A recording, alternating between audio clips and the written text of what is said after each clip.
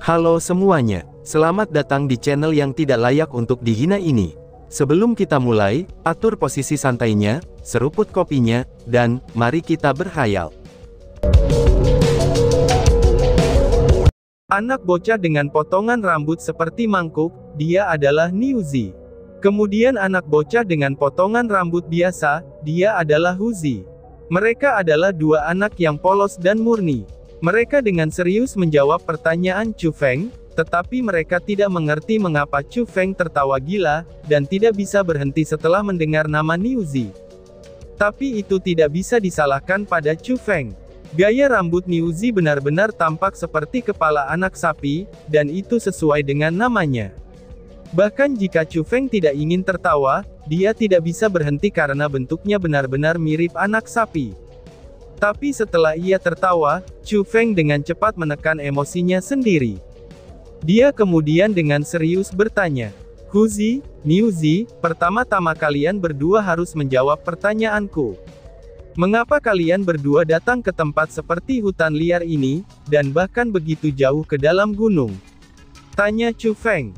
"Oh dewa, kami di sini untuk menyelamatkan adik perempuan kami." Kedua anak itu secara bersamaan menjawab, meskipun memiliki mulut yang berbeda. Adik perempuan, Chu Feng segera berpikir. Jika dua bocah ini masih sangat muda, berapa usia adik perempuan mereka? Benar dewa, adik perempuan kita telah dibawa pergi oleh orang jahat. Kita harus menyelamatkannya, dan mendapatkannya kembali. Benar dewa, kami mohon, tolong ambil kami sebagai muridmu, dan ajarkan kami metode-metode ilahi. Ucap keduanya. Ketika mereka berbicara secara emosional, Huzi dan Niuzi berlutut lagi. Aku bisa mengajarkan beberapa kemampuan untuk kalian berdua, tapi sebelum itu, kamu harus memberitahuku. Kemana adikmu dibawa, lalu dengan siapa dia dibawa? Chu Feng bertanya dengan sungguh-sungguh. Setelah beberapa pengertian, Chu Feng akhirnya tahu bahwa Niuzi dan Huzi adalah saudara kandung. Niuzi adalah yang tertua, yang berusia 9 tahun pada tahun ini. Sedangkan Huzi adalah yang tertua kedua, dan dia berusia 7 tahun pada tahun ini. Mereka juga memiliki seorang adik perempuan yang berusia 5 tahun pada tahun ini, dan dia dipanggil Niu Niu. Ketiga saudara kandung ini, semuanya hidup dalam desa pegunungan di dalam perbatasan kota Kura-Kura Hitam. Desa mereka sangat miskin, dan mereka hanya terisolasi dari dunia luar. Jadi, anak-anak bahkan tidak tahu apa itu kultivasi bela diri, dan tahayul mereka berantakan total. Ketika mereka melihat Chu Feng turun dari langit, mereka bahkan berpikir bahwa Chu Feng adalah orang suci, dan bahkan mereka menganggap Chu Feng menggunakan metode ilahi. Adapun mengapa Niuzi dan Huzi terus mengatakan bahwa mereka ingin menyelamatkan Niu Niu adalah, itu karena pada pagi ini, Niu Niu dibawa pergi oleh sekelompok orang yang memakai baju besi emas. Dari apa yang mereka katakan, dia dibawa ke Black Tortoise City. Bukan saja Niu Niu sendiri yang dibawa pergi, semua gadis kecil di desa itu dibawa pergi. Mereka pasti orang-orang dari rumah Pangeran Qilin. Keluarga Gong telah dimusnahkan, jadi mengapa ada orang-orang dari rumah Pangeran Qilin yang tersisa di kota Kura-Kura Hitam? Mungkinkah mereka tidak memilih klan baru untuk mengelola kota Kura-Kura Hitam, dan kemudian mereka secara pribadi mengelolanya? Tapi mengapa juga, orang-orang dari mansion Pangeran Qilin perlu membawa pergi sekelompok gadis kecil yang tumbuh dari desa? Pikir Chu Feng. Pada saat itu, alis Chu Feng terkunci rapat, namun dia tidak bisa memikirkan alasannya. Jadi pada akhirnya, dia memutuskan untuk menyelidikinya. Tetapi sebelum Chu Feng pergi, dia menyerahkan metode kultivasi kepada Huzi dan Niuzi, dan dia juga meninggalkan beberapa emas kepada mereka. Chu Feng mengatakan kepada mereka untuk kembali ke rumah mereka dan menunggu, karena dia akan dengan cepat mengirim adik perempuan mereka kembali kepada mereka. Oh dewa, terima kasih telah memberikan metode ilahi kepada kita. Kami pasti akan mengelola metode ini dengan penuh dedikasi dan kami tidak akan menyia-nyiakan harapan kamu. Ucap kedua anak itu sambil berlutut ke tanah sekali lagi, dan dengan wajah penuh rasa terima kasih, mereka bersujud kepada Chu Feng. Waduh, Ini bukan metode ilahi. Ini adalah metode kultivasi. Selama metode ini dapat dipahami, kalian berdua dapat melangkah ke jalur kultivasi bela diri, dan menjadi seorang kultivator bela diri. Dan juga, aku bukanlah dewa agung. Tidak ada dewa di dunia ini, dan bahkan jika ada dewa, Tuhan pasti akan menjadi orang yang sangat kuat. Ucap Chu Feng sambil tersenyum, dan mengusap kepala Niuzi dan Huzi. Lalu kemudian, dia membawanya ke atas elang berkepala putih. Setelah mengirim mereka kembali ke desa, dia segera mengubah arahnya, dan bergegas menuju kota kura-kura hitam. Setelah tiba di kota kura-kura hitam, Chu Feng menemukan bahwa daerah itu benar-benar seperti yang dia pikirkan. Kota itu sudah ditempati oleh orang-orang dari rumah Pangeran Qilin. Sejumlah besar pasukan rumah Pangeran Qilin sudah mendirikan kemah di sana, dan banyak orang kuat dari rumah pangeran dikirim juga. Bahkan ada beberapa ratus orang di tahap ranah mendalam. Tempat mereka mendirikan kemah adalah bagian paling penting, yaitu bekas kediaman keluarga Gong. Apakah mungkin mereka telah menemukan sesuatu? Pikir Chu Feng. Chu Feng mengenakan pakaian istana Pangeran Qilin, dan menyelinap ke tempat mereka mendirikan kemah. Setelah beberapa melihat sekelilingnya, Chu Feng menemukan dengan kegembiraan, bahwa orang-orang dari istana Pangeran Qilin benar-benar menemukan sesuatu di kota kura-kura hitam. Hal yang mereka temukan, itu adalah hal yang dicari Chu Feng. Yaitu pintu masuk ke makam kaisar di pegunungan kura-kura hitam. Karena sebelumnya, ketika Chu Feng tiba di kota kura-kura hitam, dia mencoba mencari di sekitar pintu masuk ke makam kaisar. Namun itu tampak sia-sia, karena bahkan dengan kemampuannya, dia benar-benar tidak berdaya. Dia tidak dapat menemukan apapun, seolah-olah pintu masuknya tidak ada sama sekali. Tetapi dia tidak akan pernah berpikir bahwa pintu masuk ke makam kaisar berada di dalam kediaman keluarga Gong. Hanya setelah rumah Pangeran Qilin memusnahkan keluarga Gong, dan menghancurkan tempat tinggal mereka, mereka menemukan bahwa ada pintu masuk formasi spiritual yang tersembunyi di bawahnya. Meskipun rumah Pangeran Qilin tidak tahu bahwa itu adalah pintu masuk ke kaisar makam, tapi mereka masih tahu bahwa itu adalah lokasi harta karun. Jadi, mereka mengirim sejumlah besar orang untuk menempati lokasi itu, dan mereka bahkan mengirim spiritualis dunia jubah abu-abu mereka. Mereka ingin membuka pintu masuk tersebut, dan mengambil harta yang ada di sana. Ketika spiritualis dunia jubah kelabu disebutkan, Chu Feng juga menemukan alasan lain, mengapa Niu-Niu dan gadis-gadis lain dibawa ke sini. Mereka semua dikirim ke lokasi, tempat di mana spiritualis dunia jubah abu-abu itu tinggal. Saat itu awan merah masih tersisa di Cakrawala Barat, dan malam akan turun kapan saja. Pekerjaan yang dilakukan rumah Pangeran Qilin untuk membuka pintu masuk formasi spiritual, untuk saat ini juga berhenti. Chu Feng yang saat ini menggunakan identitas sebagai penjaga rumah Pangeran Qilin, dia segera mencari kediaman spiritualis dunia jubah kelabu. Dengan kekuatan pendeteksiannya yang tajam, dan dari jarak yang cukup jauh, Chu Feng dapat mendengar suara-suara diskusi berikut dari tenda para kepala penjaga berada. Orang tua itu, setiap hari dia memerintahkan kita seperti anjing. Tetapi setelah beberapa hari, dia bahkan tidak bisa membuka pintu masuk formasi spiritual. Setiap hari orang tua yang cabul ini ingin kita menemukan beberapa gadis imut dari desa di luar kota kura-kura hitam untuk dinodai. Aku benar-benar merasa berdosa setelah melihat begitu banyak gadis kecil mati karena itu. Sud, diamlah kalian semua. Dia adalah spiritualis dunia jubah kelabu, dan dia memiliki kekuatan deteksi yang sangat kuat. Jika kata-kata kita didengar olehnya, kita semua akan mati. Beberapa kepala penjaga diam-diam bergumam di antara mereka sendiri, itu ketika mereka minum amer di dalam tenda. Sialan, alasan mengapa mereka menangkap begitu banyak para gadis cilik, ternyata karena alasan ini, ucap Chu Feng. Pada saat itu, Chu Feng yang tahu kebenarannya segera mengepalkan tinjunya dari kemarahan, dan kemudian tanaman merambat biru terus bermunculan. Karena setiap harinya, orang itu terus mencemari beberapa gadis kecil sampai mati. Jika hal itu tidak diselewengkan, maka hal macam apa itu? Siapapun yang memiliki sedikit sifat manusiawi, maka siapapun sama sekali tidak akan bisa melakukan hal tersebut. Namun bagi rumah Pangeran Qilin, yang merupakan penguasa Provinsi Azure, mereka sebenarnya bahkan membantu seseorang melakukan hal-hal jahat seperti itu. Sepertinya tidak ada perbedaan antara kelakuan itu dengan ajaran iblis, pikir Chu Feng. Itu menyebabkan Chu Feng menjadi sangat marah, dan dia bahkan lebih kecewa dengan rumah Pangeran Qilin.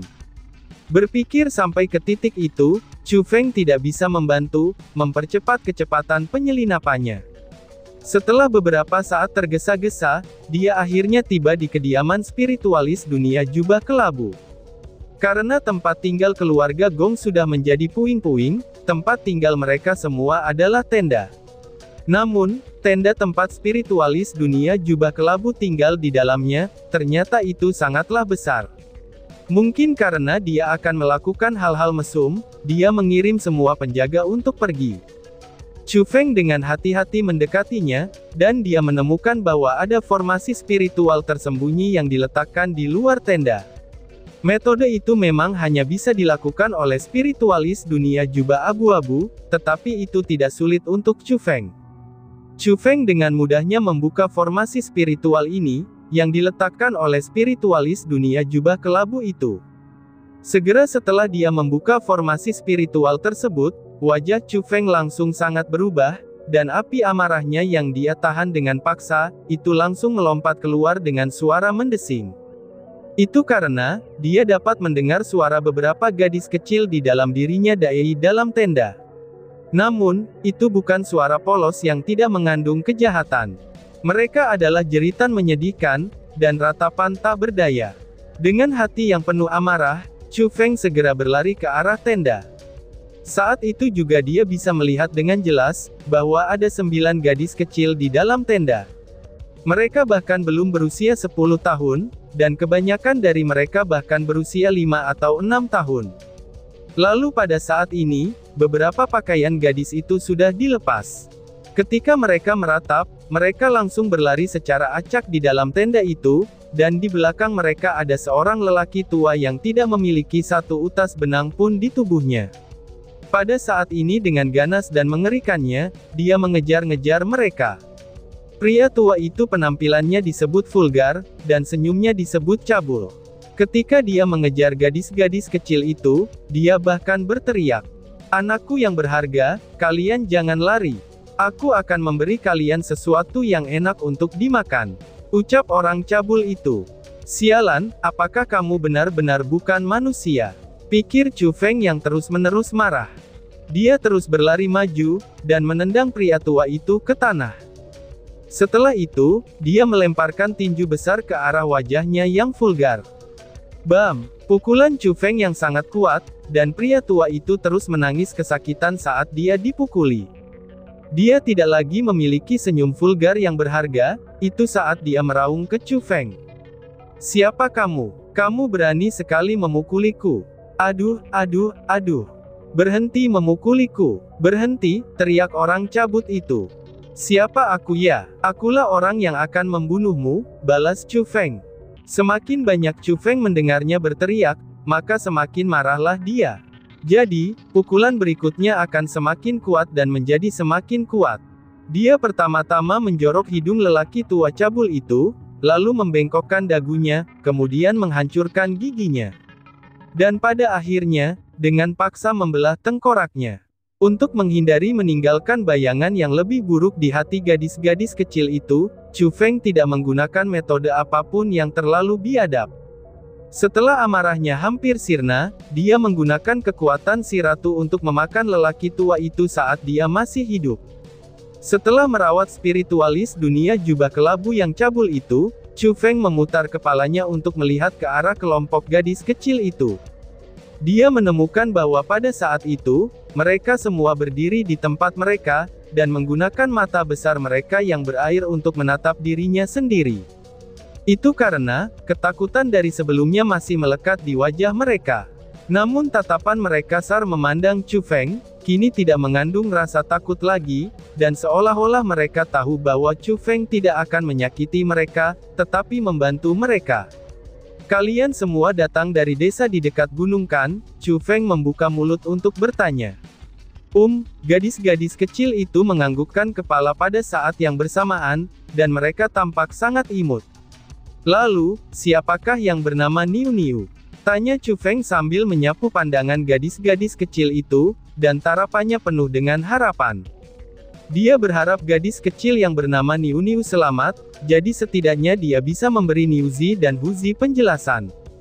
Aku Niu Niu. Tiba-tiba saja suara yang muda, lembut, dan juga ringan, itu terdengar sedikit. Gadis itu kemudian melangkah maju. Gadis itu memiliki pakaian yang sangat sederhana. Pakaian-pakaiannya yang kasar, dan juga penuh dengan tambalan. Lalu dari sepasang sepatu kecilnya, yang satu memperlihatkan dua jarinya, dan yang lainnya hanya menunjukkan setengah kakinya. Namun meski begitu, gadis kecil itu masih tidak mau membuang sepatunya. Meskipun gadis kecil itu mengenakan pakaian yang cukup berantakan, tapi itu tidak dapat mempengaruhi kelucuannya. Mata besarnya yang lugu, itu seperti dua astrolab yang mengkilap tanpa dinodai oleh setitik debu.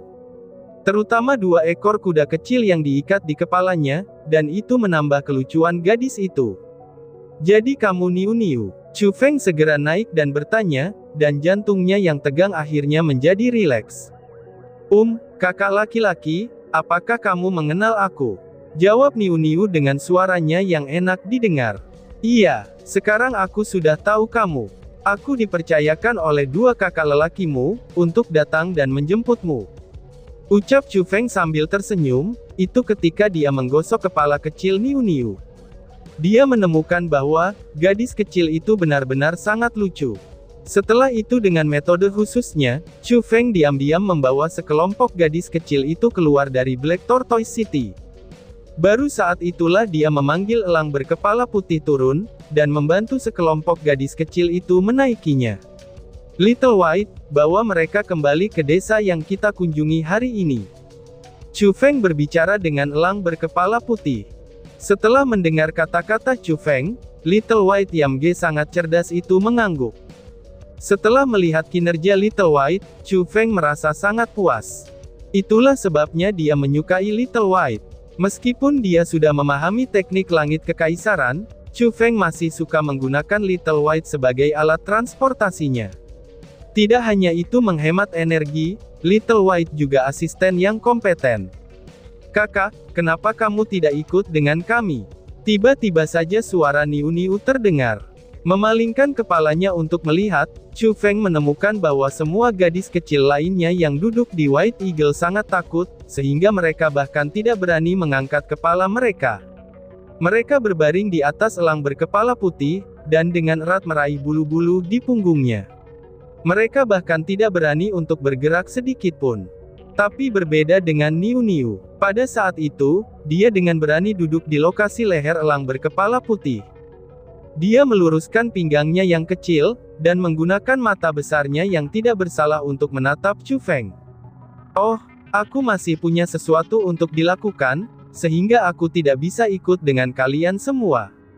Balas Chu Feng sambil tersenyum, dan kemudian dia juga mengambil beberapa emas dari kantong penyimpanannya. Dia mencuri emas itu dari kotak kura-kura hitam. Setelah menyerahkan emas itu kepada Niu Niu, Chu Feng juga menginstruksikannya untuk memberikan emas kepada orang tuanya, itu agar bisa membawa mereka dengan cepat menjauh dari desa. Dia juga menginstruksikan Niu Niu untuk berkultivasi bela diri bersama dengan kakak laki-lakinya, itu ketika dia sudah tumbuh dewasa. Niu Niu yang cukup cerdas itu mengangguk, dan menjawab ketika dia mengingat semua kata-kata Chu Feng di dalam hatinya. Ketika Chu Feng bersiap untuk mengirim mereka pergi, dia juga bertanya. Kakak, siapa nama kakak? Tanya Niu Niu. Setelah mendengar itu, Chu Feng tampak ragu-ragu sedikit. Karena dia tidak tahu apakah itu hal yang baik atau buruk untuk memberitahu namanya. Tetapi setelah melihat kehausan akan jawaban di matanya, Chu Feng masih tersenyum dan menjawab. Namaku Chu Feng, jawab Chu Feng. Kakak Chu Feng, Aku akan selalu mengingatmu. Niu Niu tersenyum dengan manis dan berkata. Setelah mengirim Niu Niu dan yang lainnya, Chu Feng bersembunyi menyelinap kembali ke kediaman spiritualis dunia yang sesat itu. Dia mengenakan jubah spiritualis dunianya, dan dengan nama spiritualis dunia, ketika masih jauh di tengah malam, dia mengumpulkan pasukan istana Pangeran Qilin. Chu Feng ingin membuka pintu masuk makam kaisar untuk mencari harta karun di dalamnya, tetapi dia juga tahu bahwa itu sangat berbahaya di dalam makam kaisar. Dengan kekuatan satu orang, kesulitannya menjadi sangat besar. Jadi, karena ada begitu banyak orang dari mansion Pangeran Qilin, tentu saja dia tidak akan menggunakannya secara gratis. Dia bersiap untuk menggunakannya, itu untuk membuka makam kaisar. Bahkan jika ada bahaya, dia akan membiarkan mereka pergi lebih dulu untuk dikorbankan terlebih dahulu.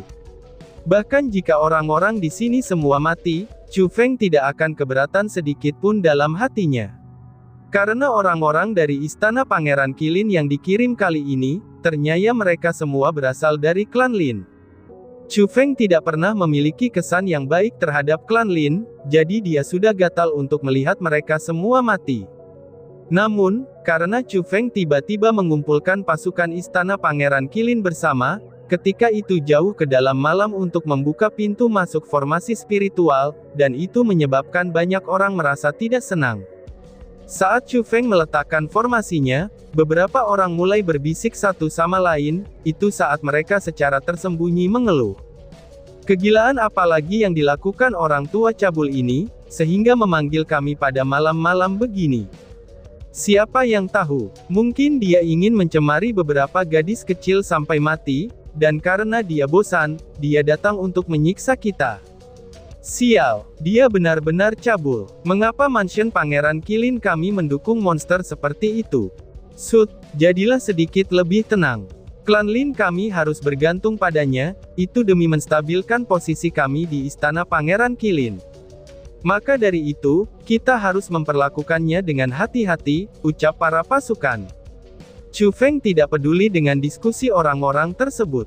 Karena bahkan jika orang-orang itu mengutuk sekalipun, mereka tidak mengutuknya, tetapi mengutuk orang tua cabul itu. Setelah dengan tekun berbaring, formasi super kuat Chu Feng akhirnya selesai di bawah instruksi ratu, dan pada saat itu formasinya sudah mulai berputar. Formasi besar segera terbuka, lalu cahayanya berbalik dan mengalir seperti matahari, dan itu menerangi seluruh tanah. Terutama dengan simbol-simbol aneh tersebut. Mereka seolah-olah memiliki kehidupan, dan mereka terus mencari pintu masuk formasi spiritual yang telah disegel. Lihatlah, formasi spiritual mesum tua yang dia letakkan kali ini, itu tampak agak berbeda. Formasi itu sangat cantik secara tak terduga, ucap para prajurit. Pada saat ini, banyak orang menghela napas kagum. Cih, ini hanya pertunjukan palsu. Dari apa yang aku lihat, dia bahkan tidak bisa membuka pintu masuk formasi spiritual ini.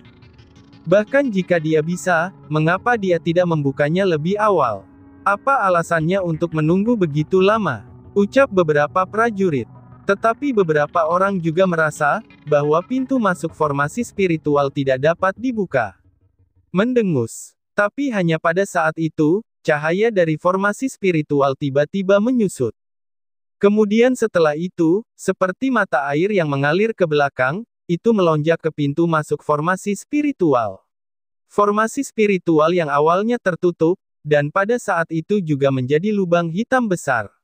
Saat itu juga setiap orang tercengang, ketika mereka berkata dengan syok yang tak tertandingi. Wow, pintu itu benar-benar dapat dibuka, ucap seorang prajurit. Dan tiba-tiba saja bersambung. Sekian dan terima kasih banyak. Bye-bye.